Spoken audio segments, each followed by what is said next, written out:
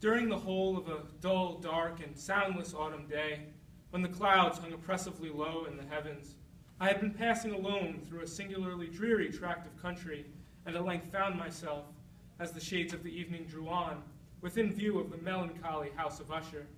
I know not how it was, but with the first glimpse of the building, a sense of insufferable gloom pervaded my spirit.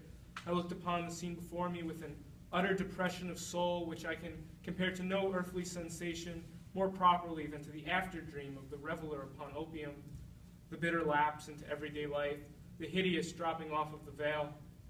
Nevertheless, in this mansion of gloom I now propose to myself a sojourn of some weeks.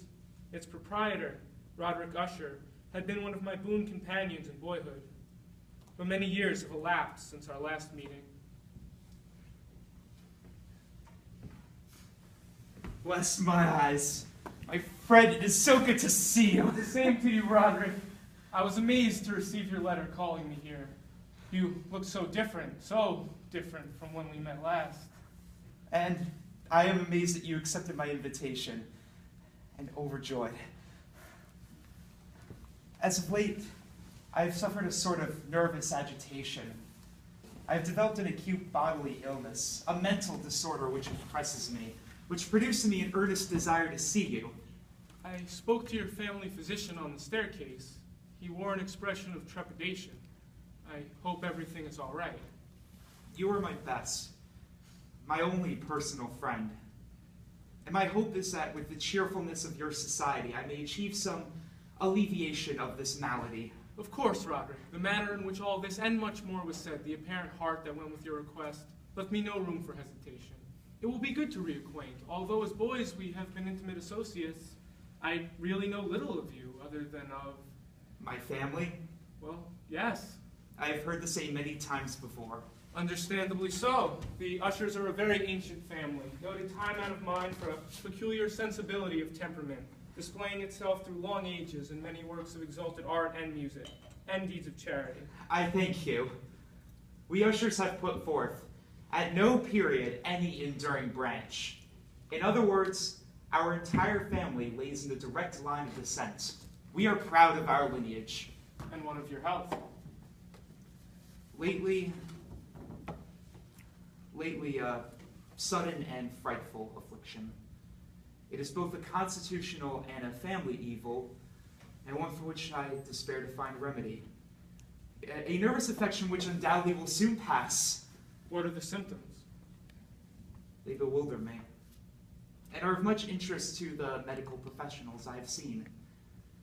The malady displays itself in a host of unnatural sensations.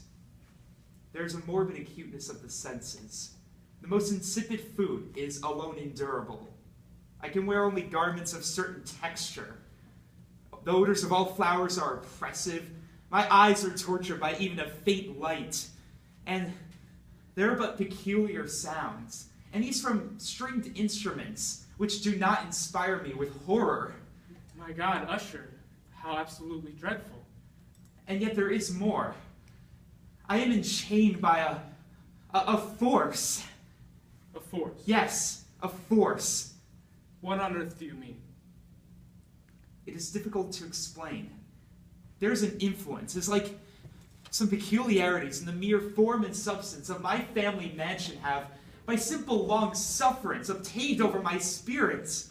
I do not understand. Is this the reason you have not ventured from this house in so many years, Usher? These superstitions? I shall perish. I must perish in this deplorable folly. Thus and not otherwise shall I be lost. I dread the events of the future, not in themselves, but in their results. I shudder at the thought of any, even the most trivial incident, which may operate upon this intolerable agitation of soul. I have indeed no abhorrence of danger, except in its absolute effect, in terror. In this unnerved, in this pitiable condition, I feel that the period will sooner or later arrive when I must abandon life and reason together in some struggle with the grim phantasm fear.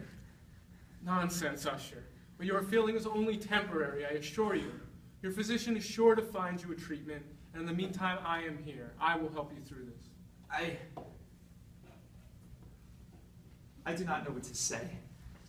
Thank you. I am truly grateful. You will get better. I am sure of this. I wonder, though, if I will. You see, much of this peculiar gloom which afflicts me can be traced back to a more natural and far more palpable origin. It is the severe and long-continued illness of my tenderly beloved sister, my sole companion for long years, my last and only relative on earth. Indeed, this illness being approaching its dissolution. You mean the Lady Madeline? Her decease will leave me, the hopeless and the frail, the last of the ancient race of the Ushers.